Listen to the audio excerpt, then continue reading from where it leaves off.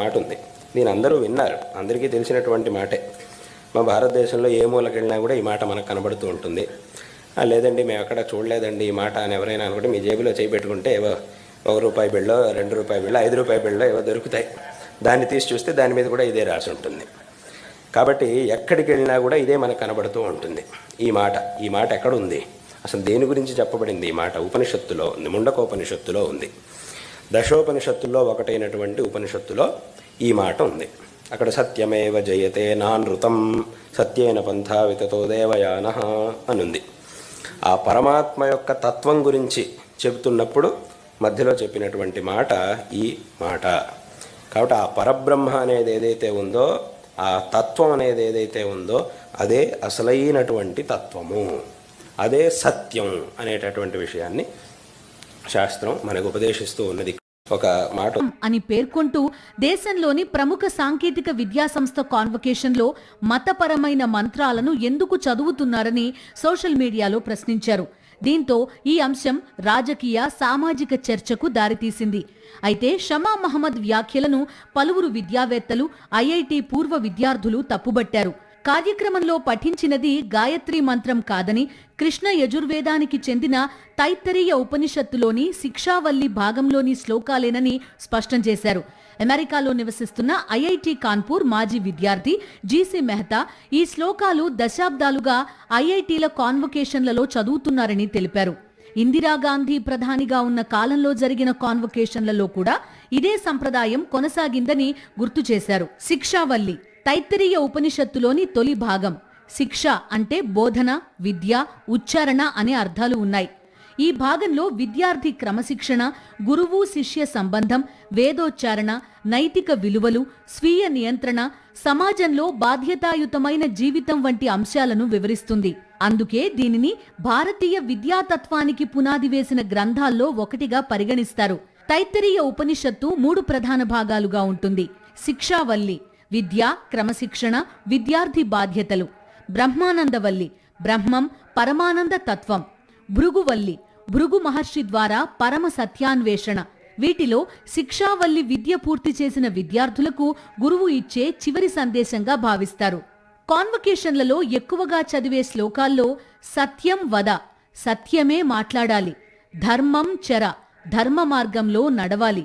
మాతృదేవో భవ, తల్లిని దైవంగా భావించాలి. పితృదేవో భవ, తండ్రిని దైవంగా గౌరవించాలి. ఆచార్య దేవో భవ, గురువును దైవంగా చూడాలి. అతిథి దేవో భవ, అతిథిని గౌరవించాలి అనే సందేశాలు ఉంటాయి. ఇవి పూజా విధానానికి సంబంధించినవి కాకుండా విద్య పూర్తి చేసిన విద్యార్థులు జీవితంలో అనుసరించాల్సిన నైతిక విలువలను గుర్తు చేసే బోధనలుగా భావిస్తారు. శిక్షావల్లిలో విద్య అనేది కేవలం పుస్తకాల జ్ఞానం కాదని, గురువు, విద్యార్థి, విజ్ఞానం అనే 3 అంశాల మధ్య ఉండే పవిత్ర బంధమని వివరిస్తుంది. సరైన ఉచ్చారణ, స్పష్టమైన సంభాషణ, క్రమశిక్షణ, వ్యక్తిత్వ వికాసం, సామాజిక బాధ్యత ఇవన్నీ విద్యలో భాగమేనని ఈ ఉపనిషత్తు చెబుతుంది. సాంకేతిక విద్యతో పాటు నైతిక విలువలు కూడా అవసరమనే ఉద్దేశంతోనే అనేక విద్యా సంస్థలు ఈ శ్లోకాలను కాన్వకేషన్లో పఠిస్తున్నాయని పూర్వ విద్యార్థులు చెప్తున్నారు. అయితే ప్రభుత్వ నిధులతో నడిచే విద్యా సంస్థల్లో ఇలాంటి ప్రాచీన వేద సంప్రదాయాలకు స్థానం ఉండాలా, ఉండకూడదా అనే అంశంపై భిన్నాభిప్రాయాలు వ్యక్తమవుతున్నాయి. ఐఐటి ఢిల్లీ ఘటనతో మరోసారి భారతీయ విద్యా వారసత్వం, ఆధునిక విద్య, లౌకికతపై దేశవ్యాప్తంగా వేదమనోచ్యాచార్యోన్తే వాసిన మనుషాస్తి సత్యం వద ధర్మం చర స్వాధ్యాయాన్మా ప్రమదః ఆచార్యాయ ప్రియం ధనమాహృత్య ప్రజాతంతుం మా వ్యవచ్ఛేత్సీః సత్యాన్న ప్రమదితవ్యం ధర్మాన్న ప్రమదితవ్యం కుశలాన్న ప్రమదితవ్యం భూత్యైన ప్రమదితవ్యం స్వాధ్యాయ ప్రవచనాభ్యాం న ప్రమదితవ్యం దేవపితృకార్యాభ్యాం న ప్రమదితవ్యం మాతృదేవో భవ పితృదేవో భవ ఆచార్యదేవో భవ అతిథిదేవో భవ यान्यनवद्यानि कर्माणि तानि सेवितव्यानि नो इतराणि यान्यस्माकं सुचरितानि तानि त्वयोपास्यानि नो इतराणि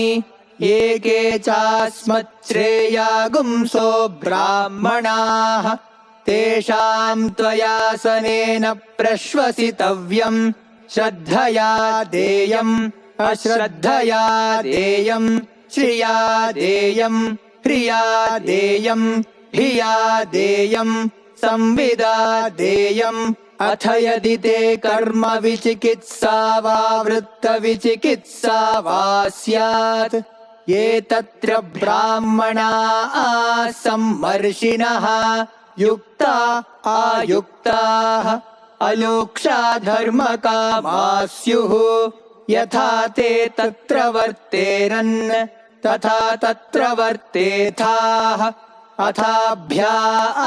अथाभ्याख्यातेषु ये तत्र ब्राह्मणा सम्मर्षिणः युक्ता आयुक्ताः अलोक्षा धर्मकामा स्युः यथा ते तेषु वर्तेरन् तथा तेषु वर्तेथाः एष आदेशः एष उपदेशः एषा वेदोपनिषत् एतदनुशासनम् एवमुपासितव्यम् एवमुचैतदुपा